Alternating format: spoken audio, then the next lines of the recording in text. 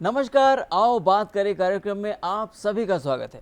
हम सब जानते हैं कि हमारे देश में हजारों ऐसी हस्तियां हैं जो कामयाब होकर देश के विकास को आगे ले जा रही हैं। उनकी कामयाबी के बारे में जानना और उनसे प्रेरणा लेना यकीनन एक यादगार सफर है। आज पूरी दुनिया में पर्यावरण को बचाने के लिए आंदोलन चलाए जा रहे हैं। पेड़ बचाने और पेड़ लगाने के लिए लोगों को प्रेरित किया जा रहा है। ग्रीन इंडिया बनाने की कोशिशें हो रही हैं। इन तमाम कोशिशों को अंजाम तक पहुंचा रहे हैं ग्रीन मैन। जी हां, आज हमारे साथ हैं गाजियाबाद उत्तर प्रदेश के रहने वाले ग्रीन मैन विजयपाल बघेल जी। विजयपाल बघेल जी, आपका स्वागत है, बहुत बहुत स्वागत है आपका हमारे स्टूडियो में। नमस्कार, आपका भी बहुत स्वागत है कि आपने ऐसे विषय को जिसके लिए पूरी दुनिया चिंतित जी जी सर, सुपरमैन, ही मैन, इन सब के बारे में हमने सुना है, देश ने, दुनिया ने, सबने सुना है, लेकिन ये ग्रीन मैन क्या है? बचपन से ही पेड़ों के साथ एक आत्मीय रिश्ता बना और धीरे धीरे वो कारवां आगे बढ़ता गया। अमेरिका के उपराष्ट्रपति अल गोरे ने एक क्लाइमेट लीडर्स बनाए पूरी दुनिया से। उसमें 500 क्लाइमेट लीडर्स बनाए तो उन्होंने एक ट्रेनिंग प्रोग्राम रखा था। उस ट्रेनिंग प्रोग्राम में के जो सर्टिफिकेट उन्होंने दिया था, उन्होंने पहली बार ये विजयपाल बघेल की जगह ग्रीन मैन बघेल उन्होंने सर्टिफाइड किया। उसके बाद मीडिया ने उस ग्रीन मैन को बहुत आगे तक ले गए। अभी क्योंकि वो पेड़ों के साथ जुड़ा है और बहुत सारे मूवमेंट, बहुत सारे आंदोलन, अभियान लगाओ और बचाओ के लिए चलाए गए। उसके बाद एक जन स्वीकार्यता हो गई, लोग ग्रीन मैन के नाम से कहने लगे। तो सर, वो एक कौन सी घटना थी जिससे विजयपाल बघेल जी एक ग्रीन मैन बन गए? उनके मन में, उनके दिल में ये विचार आया कि हाँ, मुझे इस दिशा में कार्य करना चाहिए? मैं बहुत छोटा था, 8-9 साल की उम्र होती होगी। चौथी क्लास में पढ़ता था। हाथरस, एक आगरा के पास एक हाथरस गांव है, शहर है, उसके पास एक चंद्रगढ़ी गांव है। दादाजी देशभक्त परिवार से, क्योंकि मैं हूँ, दादाजी को बहुत लाडला था क्योंकि परिवार में सबसे छोटा था। वो मुझे मिठाई खिलाने के नाम पे, पेड़ा खिलाने के नाम पे हाथरस छुट्टी के दिन ले जाया करते थे। एक दिन जब साइकिल पे ले जाया करते थे, एक दिन जब हम जा रहे थे रास्ते में तो 3 आदमी एक पेड़ को काट रहे थे जी। जहाँ से आरी चल रही थी वहाँ से एक द्रव्य धारा गिर रही थी। बच्चे के मन में सवाल उठता है और दादाजी के साथ पूछते हैं कि ये क्या हो रहा है। तो दादाजी ने बच्चे को समझाने के तरीके से कहा कि ये जो पेड़ कट रहा है तो ये रो रहा है, ये इसकी अश्रुधारा है। बच्चा उसको है ना खुद में फील करता है, उस दर्द को फील करता है और कहता है कि मास्टर जी की एक डंडी या परिवार के किसी के एक चांटे से 4 आंसू आते हैं जी। इतनी धारा गिनने के लिए जो अश्रुधारा है, इतने आंसू आने के लिए इसको कितना दर्द हो रहा होगा, वो दर्द बच्चा खुद में फील करता है और उसको रोकने के लिए, उसे बचाने की गुहार लगाता है। पेड़ बचाने के लिए शहीद हुए वो घटना उन्होंने जीवंत घटना सुनाई। 363 लोग एक पेड़ को बचाने के लिए। जोधपुर के पास एक खेजड़ली गांव है जी, वहाँ माता अमृता देवी की अगुवाई में पेड़ बचाने की शुरुआत हुई। पहले उन्होंने अपनी 3 बेटियां को बलिदान किया। उसके बाद उन गांवों के 18 दिन लगातार वहाँ के सैनिक उस पेड़ को काटने के लिए लगे रहे, लेकिन उन्होंने कहा कि पेड़ अगर हमारे काटने से पेड़ बच रहा हो तो हम पहले हमें काटो। 363 लोग कटे। वो कहानी ने बिल्कुल अंदर घर किया और उस दिन से लगाना और बचाना जी शुरू हो गया। क्रम जारी हुआ। इमरजेंसी का टाइम चल रहा था जी। परिवार नियोजन के साथ दूसरा एक अभियान जिसको दबा दिया गया था जी, वृक्षारोपण भी चल रहा था। वृक्षारोपण बाल टोली हमने बनाई और बाल टोली में हमने पहला काम किया कि जो सरकारी पेड़ लगते थे जी उनको लगवाते थे।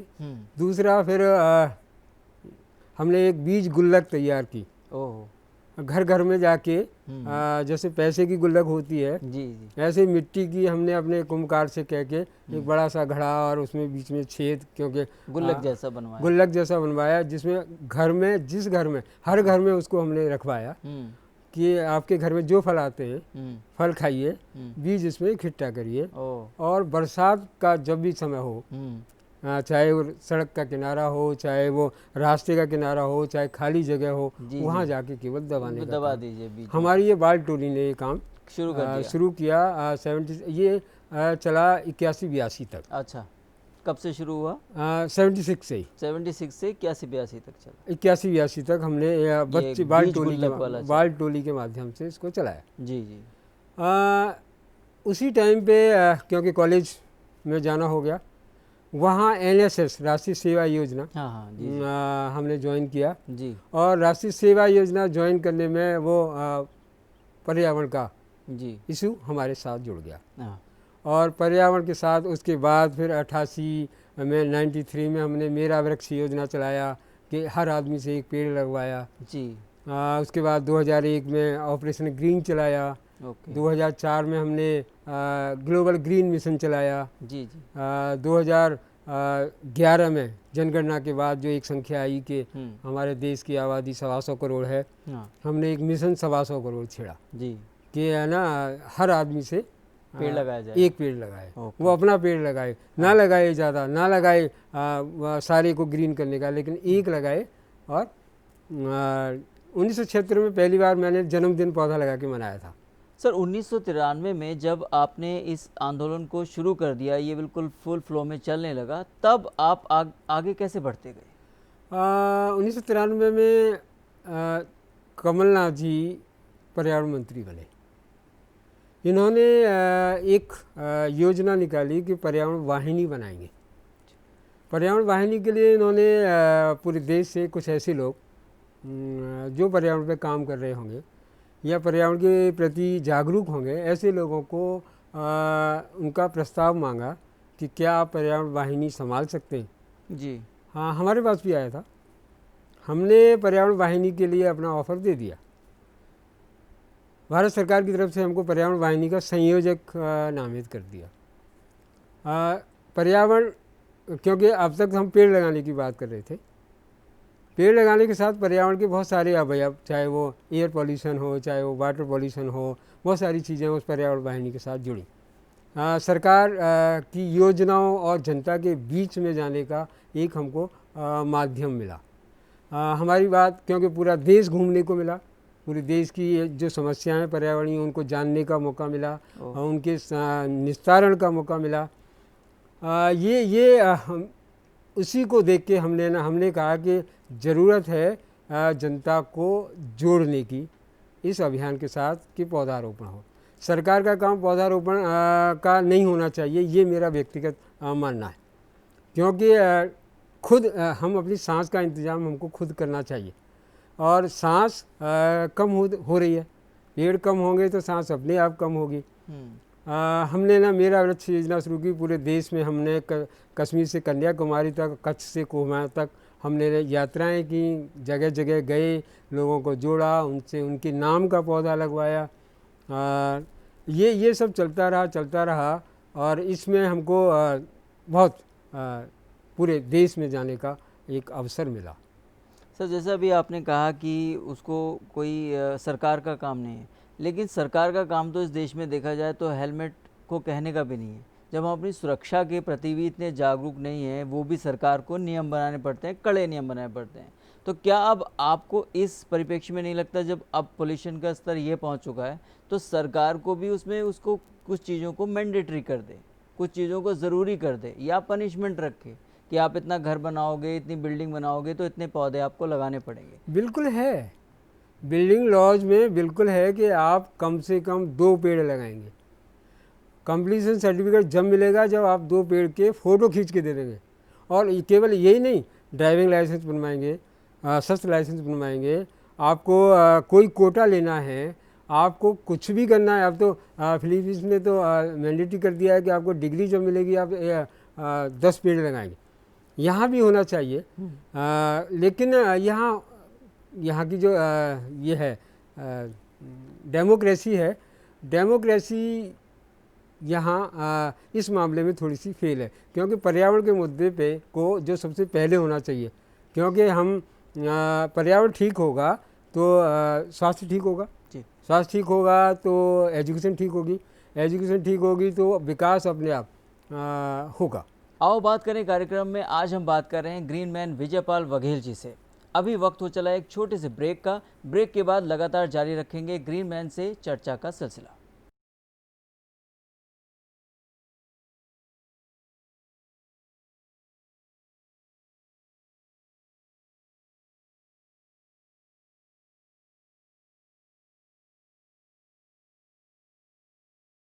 आओ बात करें कार्यक्रम में ब्रेक के बाद एक बार फिर आप सभी का स्वागत है। आज हम बात कर रहे हैं ग्रीन मैन विजयपाल वघेल जी से।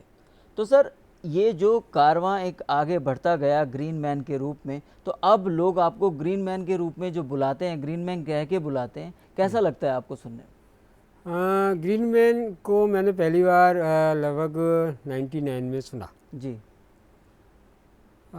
उस समय अटल जी की सरकार हुआ करती थी जी। पॉलीथीन के खिलाफ हमारा एक झोला आंदोलन हमने शुरू किया था।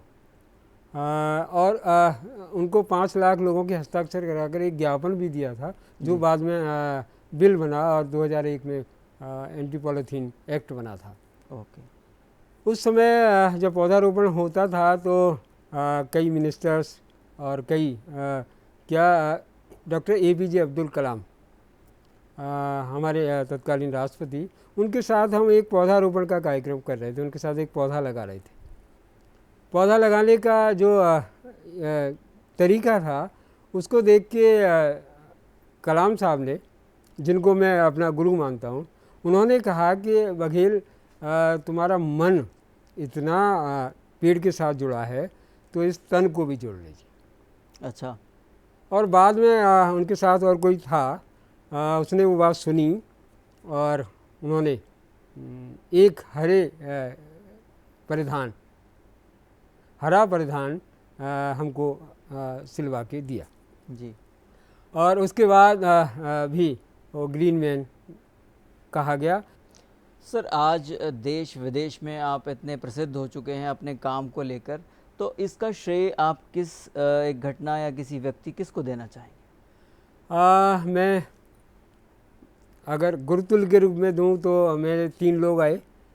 दादाजी से शुरू हुआ, पंडित आचार्य श्री राम शर्मा जी और APJ अब्दुल कलाम।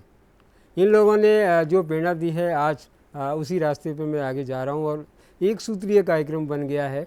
और उनकी जो अदृश्य शक्ति है, दिव्य शक्ति है, वो मेरे साथ है।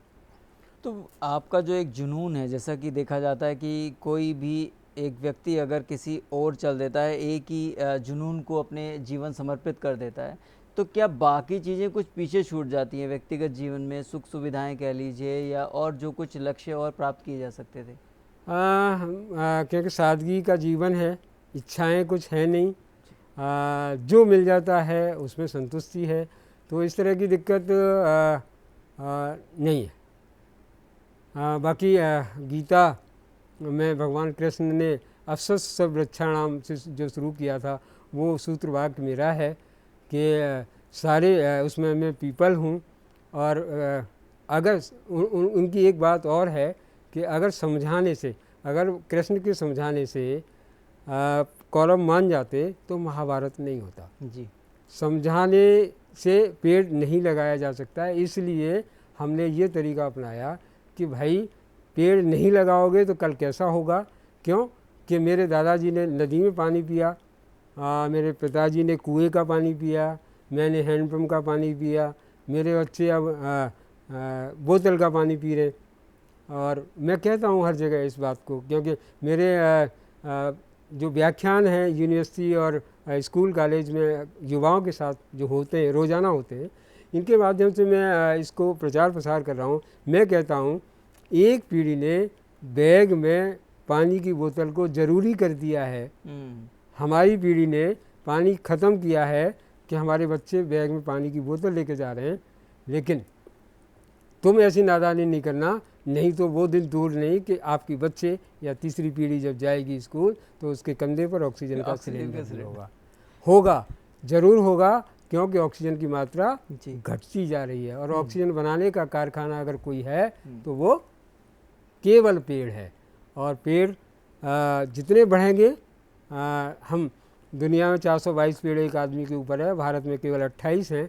ज़्यादा नहीं करें तो हम कम से कम उतना तो कर लें कि हम अपनी सांस लेने का इंतज़ाम तो कर लें। हमारे ग्रीन मैन विजयपाल बघेल जी ने सफलता को नई परिभाषा दी है। अभी उनसे जानेंगे उनकी भविष्य की योजनाओं के बारे में। फिलहाल लेते हैं एक छोटा सा ब्रेक।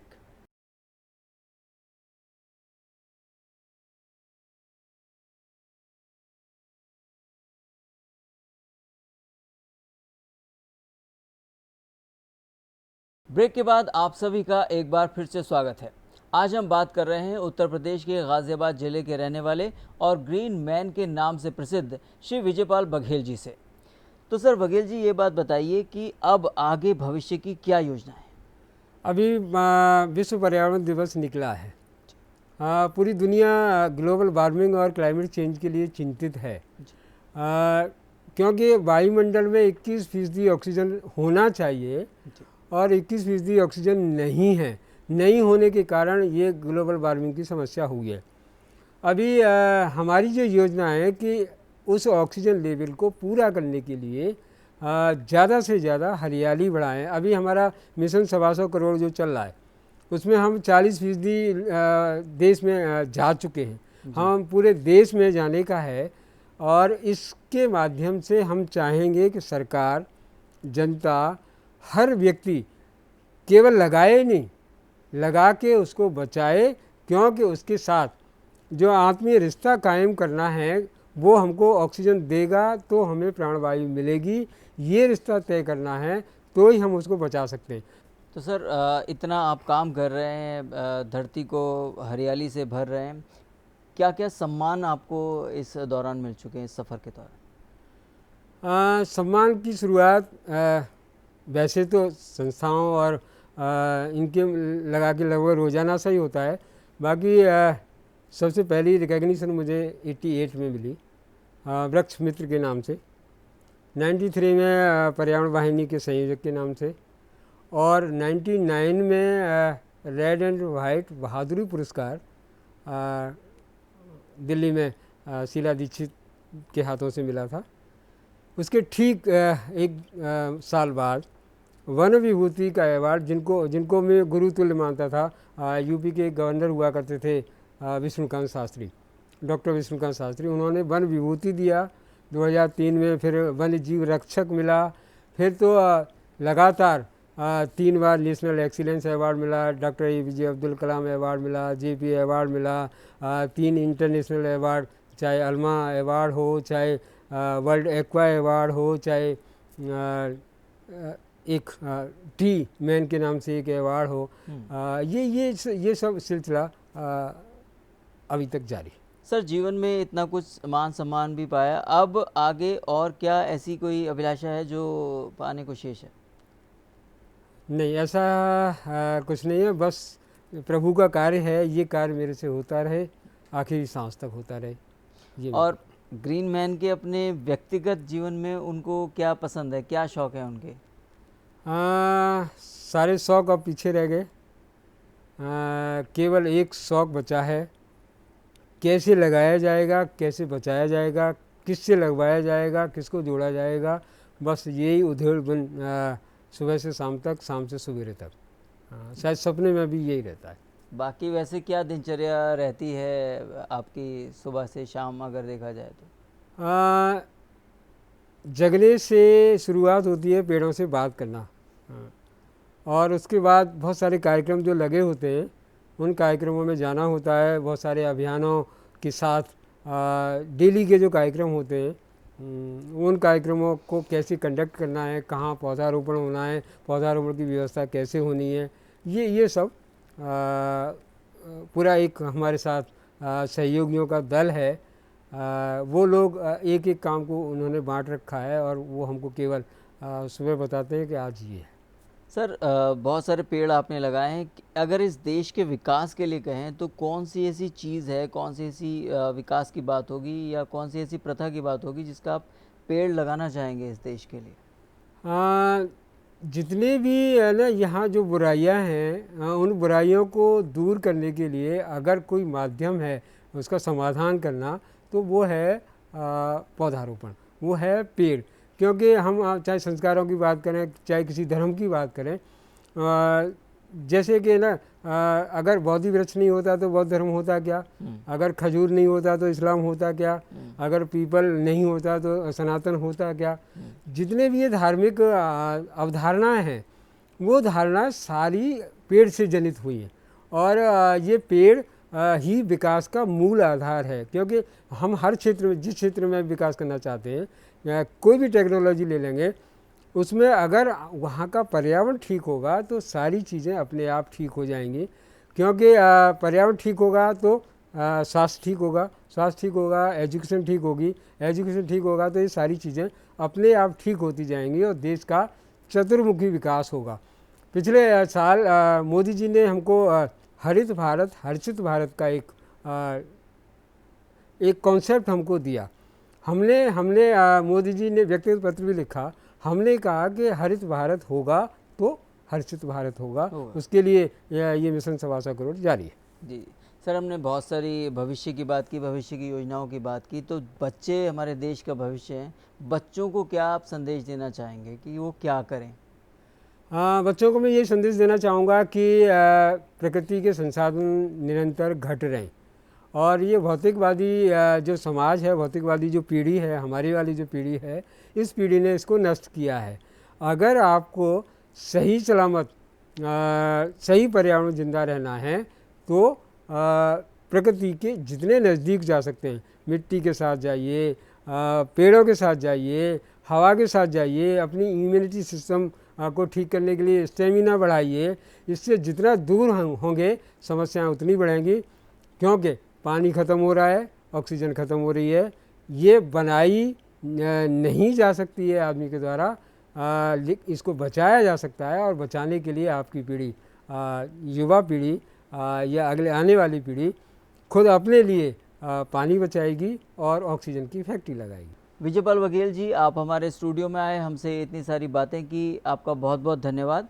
और यकीन है हमें कि हमारे दर्शक जो हैं वो आपके बारे में जानकर, आपकी उपलब्धियों के बारे में जानकर और आपसे प्रेरणा लेंगे और ऐसे ही हज़ारों युवा आपकी तरह पर्यावरण को बचाने की दिशा में अपना योगदान देंगे।